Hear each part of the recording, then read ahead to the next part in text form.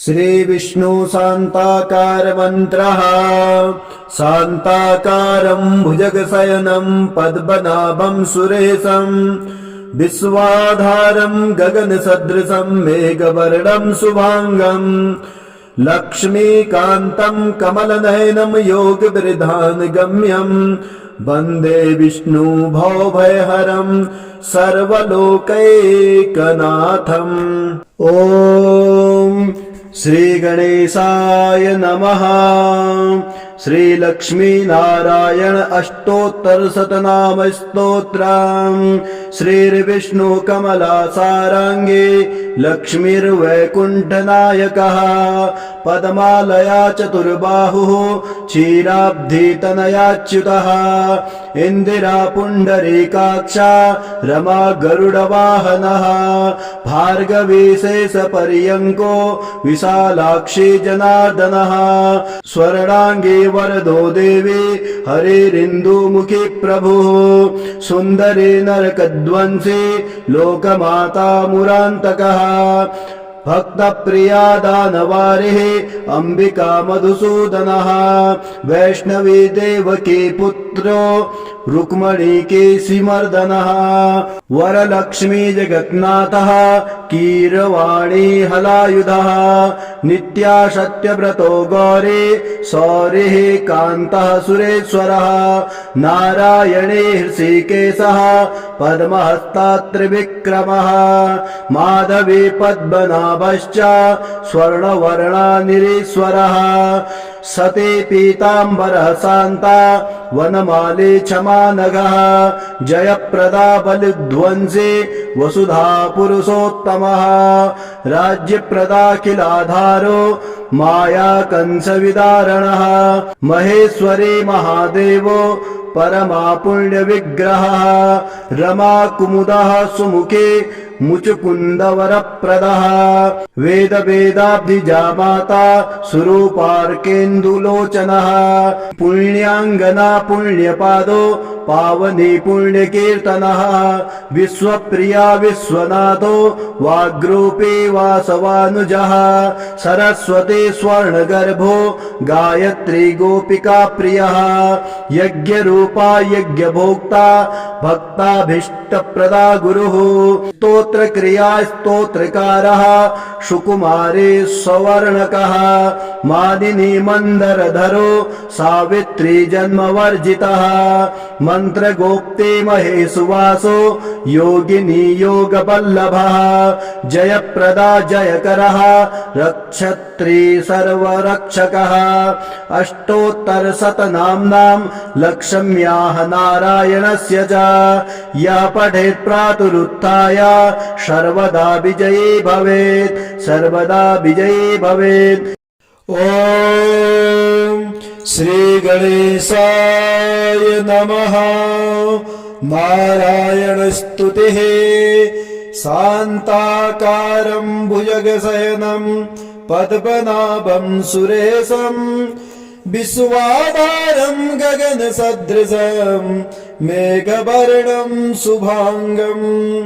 लक्ष्मीकान्तं कमलनयनं योगिविरधानगम्यं वन्दे विष्णु भवभयहरं सर्वलोकैकनाथं यं ब्रह्मा वरुणेन्द्र रुद्रमरुतः स्तुवन्ति दिव्यस्तवैः वेदैः साङ्गपदक्रमोपनिषदैर्गायन्ति यं सामगाः ध्यानावस्थिततदगतेन मनसा पश्यन्ति यं योगिनां यस्यान्तं न विदुः सुरासुरगणा देवाय तस्मै नमः। हे राम पुरुषोत्तम नरहरे नारायण केशव गोविंद गरुड़ध्वज गुणनिधे दामोदर माधव हे कृष्ण कमलापते यदुपते सीतापते श्रीपते वैकुंठाधिपते चराचरपते लक्ष्मीपते पाहि माम् आदौ रामतपोवनादिगमनम् हृत्वा मृगान् काञ्चनम् वैदेही हरणम् जटायुमरणम् सुग्रीवसम्भाषणम् बाले निर्दलनम् समुद्रतरणम् लङ्कापुरीदाहनम् पश्चाद्रावणकुम्भकर्णहननम् एतद्विरामायणम् आदौ देवकी गर्भजननम् गोपीगृहे वर्धनम् मायापूतन जीवितापहरणम्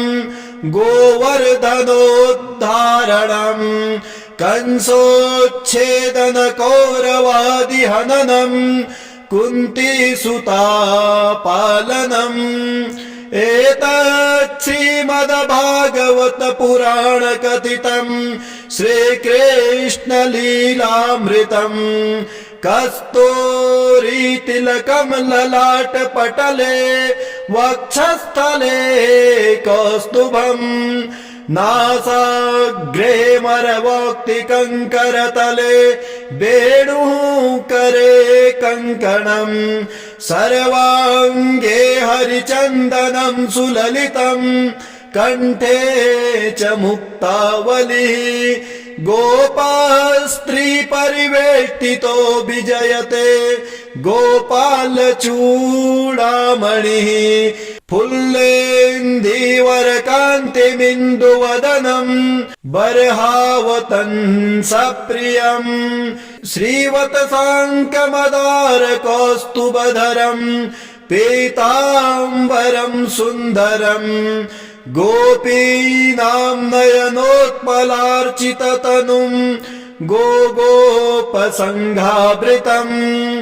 गोविन्दम् कलवेणुनादनपरम् दिव्याङ्गभूषम् भजे सशङ्खचक्रम् सकिरीटकुण्डलम् सपीतवस्त्रम् सरसीरुहेक्षणम् सहारवक्षस्थलकौस्तुभम् श्रियम् नमामि विष्णो शिरसा चतुर्भुजम् त्वमेव माता च पिता त्वमेव बन्धुश्च सखा त्वमेव विद्या द्रविणम् त्वमेव सर्वम् मम देव राम रामेति रमे रामे मनोरमे सहस्रनाम तत्तुल्यम् राम नाम वरानने नारायण स्तुतिः यस्य स्मरणमात्रेण जन्म संसार बन्धनात् विमुच्यते नमस्तस्मै विष्णवे प्रभु विष्णवे नमः समस्तभूतानामादिभूताय भूभृते अनेक रूप रूपाय विष्णवे प्रभ विष्णवे वैशम्पायन उवाच श्रुत्वा धर्माण शेषेण पावनानि च सर्वशः युधिष्ठिरः शान्तनवम् पुनरेवाभ्यभाषत युधिष्ठिर उवाच किमेकम् दैवतम् लोके किं व्याप्येकम् परायणम् स्तुवन्तः कमर्चन्तः प्राप्नुयार्मानवा शुभम् को धर्मः सर्वधर्माणाम् भवतः परमो मतः किं जपनमुच्यते जन्तुर्जन्म संसार बन्धनात् भीष्म उवाच जगत्प्रभुम् देवदेवम् अनन्तम् पुरुषोत्तमम् स्तुवन्नाम सहस्रेण पुरुषः शततोत्थितः तमेव चार्चयन् नित्यम् भक्त्या पुरुषमव्ययम् ध्यायन् स्तुवन्नमस्यश्च यजमानश्च मेव च अनादिनिधनम् विष्णुम् सर्वलोकमहेश्वरम् लोकाध्यक्षम् स्तुवन् नित्यम् सर्वदुःखादिको भवेत् ब्रह्मण्यम् सर्वधर्मज्ञम् लोकानाम् कीर्तिवर्धनम् लोकनाथम् महद्भूतम् सर्वभूतभवोद्भवम् एष मे सर्वधर्माणाम् धर्मोऽधिकतमो मतः यद्भक्त्या पुण्डरीकाक्षास्तु वैच्चै नरः सदा परमं यो महत्तेजः परमं यो महत्तपः परमं यो महद्ब्रह्म परमं यः परायणम् पवित्राणां पवित्रं यो मङ्गलानां च मङ्गलम् दैवतं देवतानां च भूतानाभ्यो यः पिता यथा सर्वाणि भूतानि भवत्यादियुगागमे यस्मिश्च प्रलयं यान्ति पुनरेव युगक्षये तस्य लोकप्रधानस्य जगन्नाथस्य भूपते विष्णोर्नाम सहस्रं मे शृणु पापभयापहम् यानि नामानि गौणानि विख्यातानि महात्मनः ऋषिभिः परिगीतानि तानि वक्ष्यामि भूतये ऋषिर्नाम सहस्रं मे वेदव्यासो महामुनि छन्दोनुष्टुप् तथा देवी भगवान् देवकी सुतः अमृतासूद्भवो बीजं शक्तिर्देवकी नन्दनः त्रिसामहृदयं तस्य शान्त्यर्थं विनियोजयेत् विष्णुं जिष्णुं महाविष्णुं प्रभविष्णुं महेश्वरम् अनेक रूप दैत्यान्तं नमामि पुरुषोत्तमम् ओम अस्य श्री विष्णुर्दिव्य सहस्रनाम स्तोत्र मंत्रस्य श्री वेदव्यास भगवान ऋषिः अनुष्टुप् छन्दः श्री महाविष्णु परमात्मा श्रीमन्नारायणो देवता अमृतासूद्भवो भानुरिति बीजं देवकी नन्दनः तृष्टेति शक्तिः उद्भवः क्षोभणो देवः इति परमो मंत्रः शृंखभिन्नन्दकी चक्री कीलकम् सारंग धन्वा गदाधरः इत्यास्त्रम् रथांगपाणिरक्षोभ्य इति नेत्रम् त्रिसामा सामगः सामेति कवचम् आनंद परब्रह्मेति योनिः ऋतुः सुदर्शनः कालः इति दिग्बन्धनः श्री विश्वस्वरूप इति ध्यानम् श्री महाविष्णुपीत्यर्थे सहस्रनाम स्तोत्र पाठे विनियोगः ओम विश्वं विष्णुर्वषट्कारो भूत भव्य भवत् प्रभुः भूतकृत् भूत वृद्भावो भूतात्मा भूत भावनः भूतात्मा परमात्मा च मुक्तानां परमागतिः अव्ययः पुरुषः साक्षी क्षेत्रज्ञोऽक्षर एव च योगो योगविदां नेता प्रधान पुरुषेश्वरः नारसिंहवपुः श्रीमान् केशवः पुरुषोत्तमः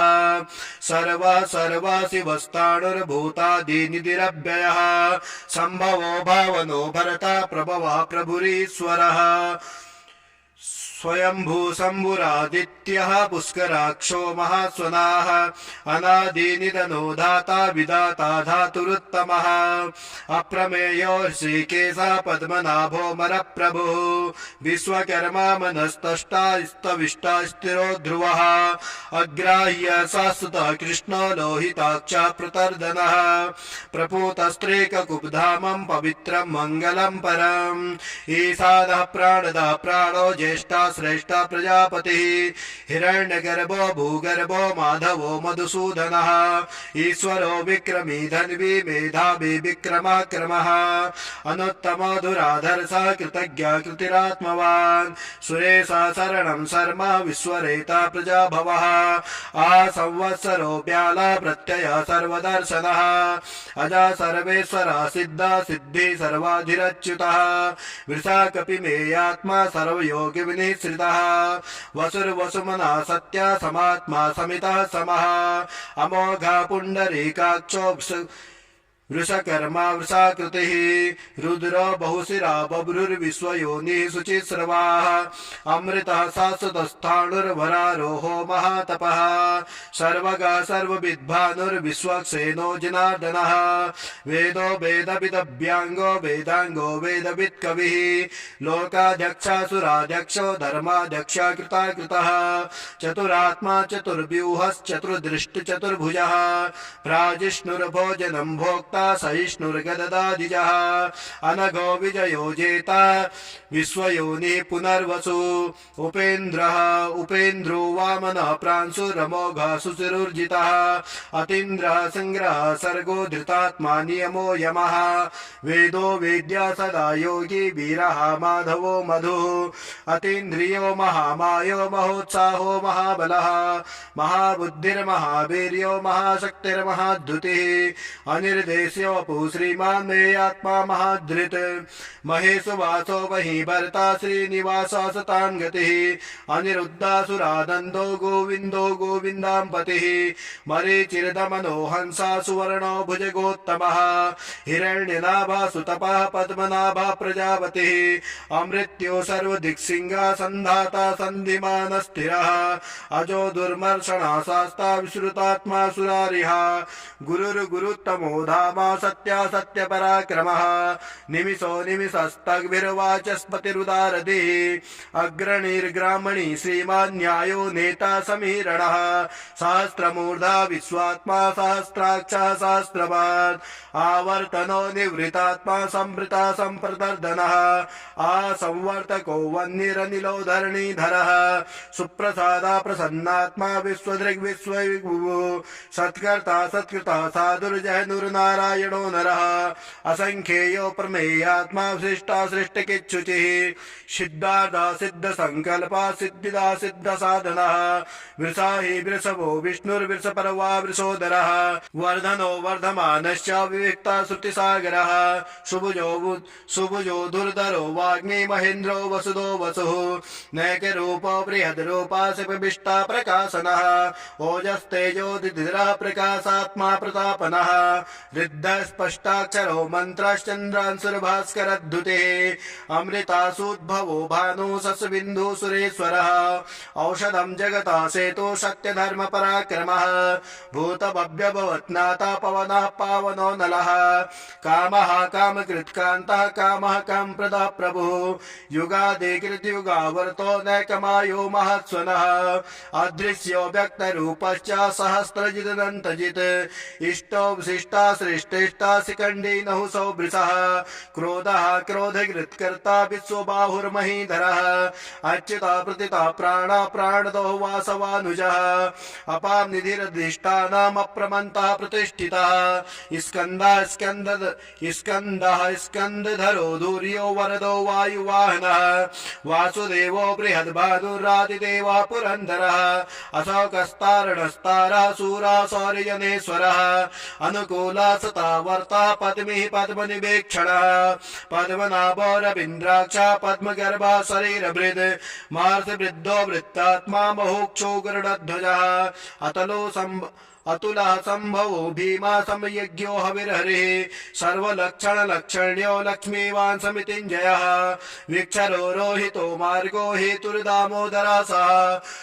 महीधरो महाभागो वेगवान् वितासनः उद्भवः क्षोभणो देवा श्रीगर्भः परमेश्वरः करणं कारणं कर्ता विकर्ता गहनो गुवः व्यवसाय व्यवस्थाना संस्थानास्तानदो ध्रुवः परर्दे परम स्पष्टस्तुष्टा पुष्टा सुभेक्षणः रामो विरजो मार्गो नेयो नयो नयः वीराशक्तिमतां श्रेष्ठो धर्मो धर्मविदुत्तमः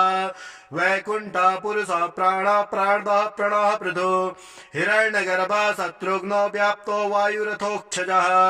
ऋतो सुदर्शनः कालः परमेष्टि परिग्रहः उग्रः संवत्सरो दक्षो विश्रामो विश्वदक्षिणः विस्तारः स्थावणस्ताणु प्रमाणं बीजमव्ययम् अर्थो नर्थो महाकोशो महाभोगो महाधनः अनिर्वाणास्तविष्टो भूर्धर्यूपो महामखः नक्षत्र नेमि नक्षत्री क्षमा क्षमा शमीहनः यज्ञो महीजश्च क्रतुसत्रासतां गतिः सर्वदर्शी विमुक्तात्मा सर्वज्ञो ज्ञानमुत्तमम् सुवृता सुमुखा सूक्ष्मा सुघोषा सुखदा सुहृत् मनोहरो जितक्रोधो वीरबाहुर्विदारुणः स्वापना सबसो व्यापी नैकात्मा नैककर्मकृत् वत्सरो वत्सरो वत्सी रत्नगर्भाधनेश्वरः धर्मभुग्धर्मकिद्धर्मी शतमक्षरमक्षरम् अभिज्ञाता सहस्रासुरविधाता कृतलक्षणः गवस्तनेमि सत्त्वस्ता सिंहो भूतमहेश्वरः आदिदेवो महादेवो देवेशो देवभृग्गुरो उत्तरो गोपतिर्गोप्ता ज्ञानगम्यः पुरातनः शरीरभूतभृद्भोक्ता कपीन्द्रो भूरि दक्षिणः सोमपो मृतपः सोमा पुरुजित पुरुषोत्तमः विनयो जयः सत्यसन्ध्यो दसारः सात्वतां पतिः जीवो विनतां साक्षी मुकुन्दो वितविक्रमः अम्भो निधिरनन्तात्मा महोदधिशयोऽन्तकः अजो महरः स्वाभाभ्योजिता मित्रा प्रमोदनः आनन्दो नन्दनो नन्दा सत्यधर्मा त्रिविक्रमः महर्षि कपिलाचार्य कृतज्ञो मेदिनीपतिः त्रिपदस्त्रिदशाध्यक्षो महाशृंगः कृतान्तकृत् महाबराहो गोविन्दा सुषेणा कनकाङ्गदी गुह्यो गभीरो गैनो गुप्तश्चक्रगदाधरः वेद्या साङ्गोचितः कृष्णो दृढा सङ्कर्षणोच्युतः वारुणो वरुणो वृक्षा पुष्कराक्षो महामना भगवान् भगः नन्दी वनमाली हरायुधा आदित्यो ज्योतिरादित्या सहिष्णुर्गति सत्तमः शुधन्वाखण्ड परशुर्दारुणो द्रवणप्रदः द्विस्पृक् सर्वदिग्भ्यासो वाचस्पतिरयो निजः त्रिसामः सामः निर्वाणं भेषजं विसग संन्यासकृच्छमः शान्तो निष्ठा शान्तिपरायणः शुभाङ्गः शान्तिदातष्टा कुमुदा कुवलेशयः गोहितो गोपतिर्गोप्ता वृषभाक्षो वृषप्रियः अनिर्वर्ते निवृतात्मा संक्षिप्ता चेमकृच्छिवः श्रीवत्सवक्षा श्रीवासा श्रीपते श्रीमताम्बरः श्रीदा श्रीसा श्रीनिवासा श्रीनिधि श्रीविभावनः श्रीधरा श्रीकरा श्रेया श्रीमालोकत्रयाश्रयः स्वक्षा शङ्खसतानन्दो नन्दिर्ज्योतिगणेश्वरः वीतात्मा विधेयात्मा सत्कीर्तिर्चिह्न संशयः उदीर्णा सर्वतश्चक्षुरनीशा शाश्वतस्थिरः भूषयो भूषणो भूतिर्विशोकः शोकनाशनः अर्चिसमानर्चितः कुम्भो विशुद्धात्मा विशोद्धनः अनिरुद्धो प्रतीर्ता प्रद्युम्नो वितविक्रमः कालनेमिनिः वीरा सौरिः सूरजनेश्वरः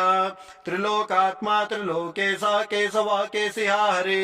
कामदेवा कामपाला कामेकान्ता कृतागमः अनिर्देश्य पुर्विष्णुर्वीरोऽनन्तो धनञ्जयः ब्रह्मण्यो ब्रह्मकृत् ब्रह्मा ब्रह्म ब्रह्म विवर्धनम् ब्रह्मविद् ब्राह्मणो ब्राह्मी ब्रह्मज्ञो ब्राह्मण प्रियः महाकर्मो महाकर्मा महातेजा महोरगः महाकर्तुर्महायज्वा महायज्ञो महावीः स्तभ्यः स्तव प्रियः स्तोत्रम् स्तुति स्तोत्रावरण प्रियः पूर्णा पूरयिता पुण्या पूर्णकीर्तिरनामयः मनोजवस्तीर्थकरो वसुरेता वसुप्रदः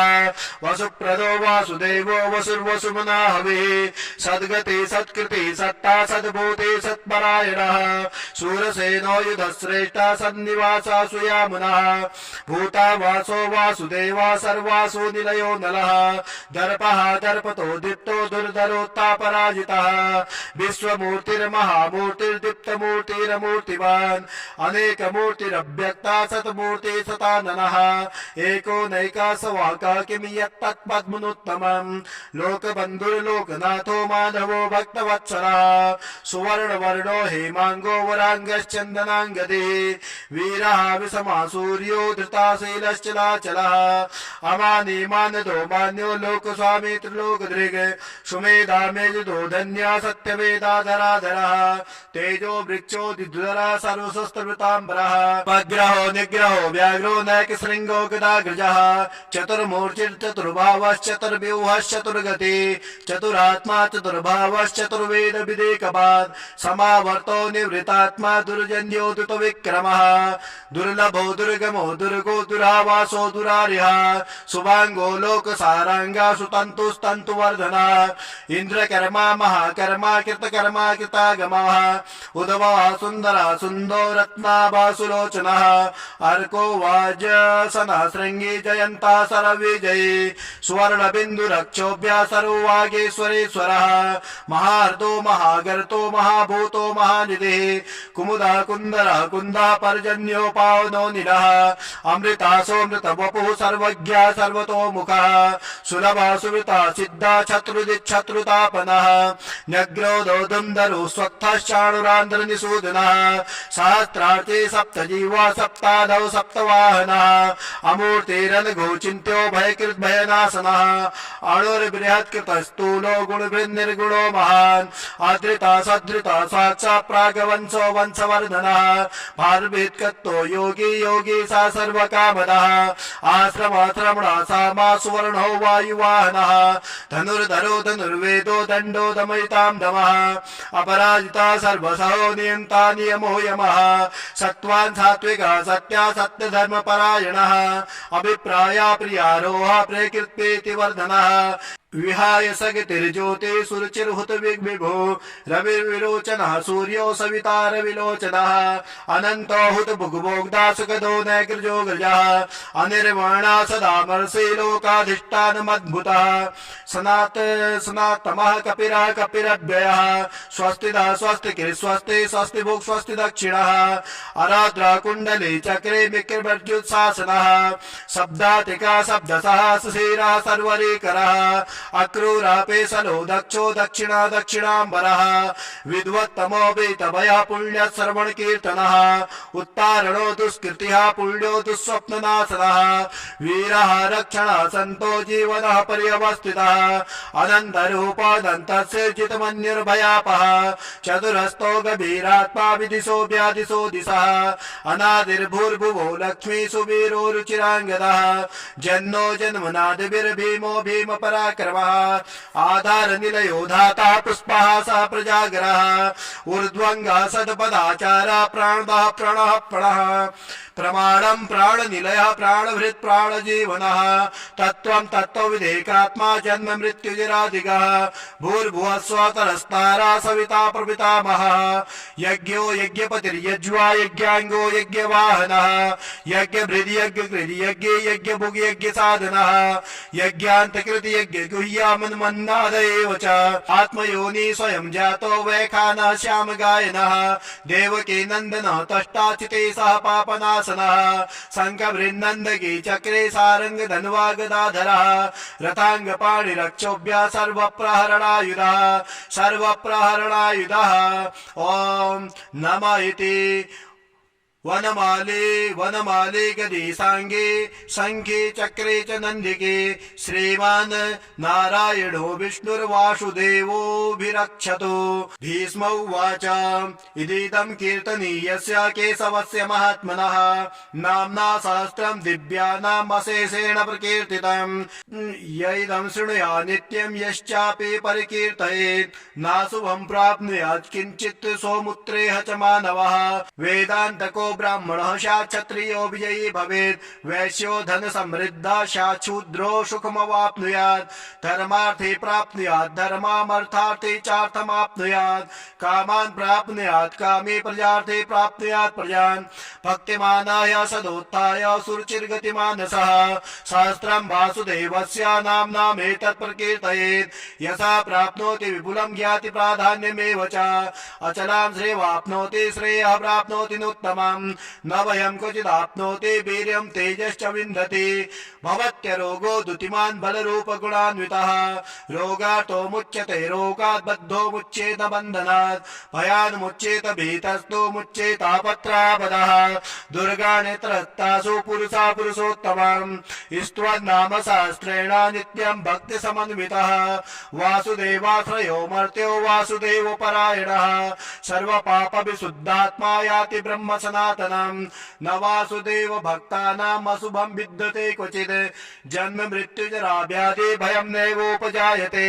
इमं स्तुवन् मदीयाना सद्दा भक्ति समन्वितः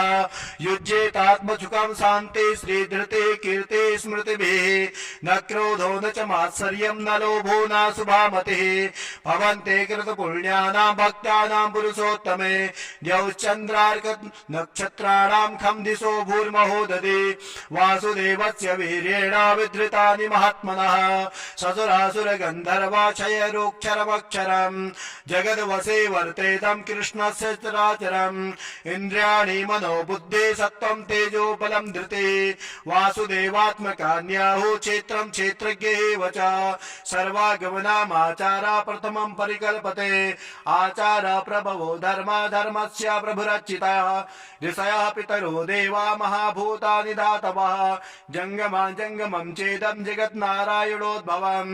योगो ज्ञानं तथा साङ्ख्यं विद्या शिल्पादिकर्म च वेदाशस्त्राणि विज्ञानमेतत् सर्वं जनार्दनम् एको विष्णुर्महद्भूतं पृथक् भूतान्यकेशवः त्रिलोक्यान् व्याप्तभूतात्मा भुक्ते भुगुवयः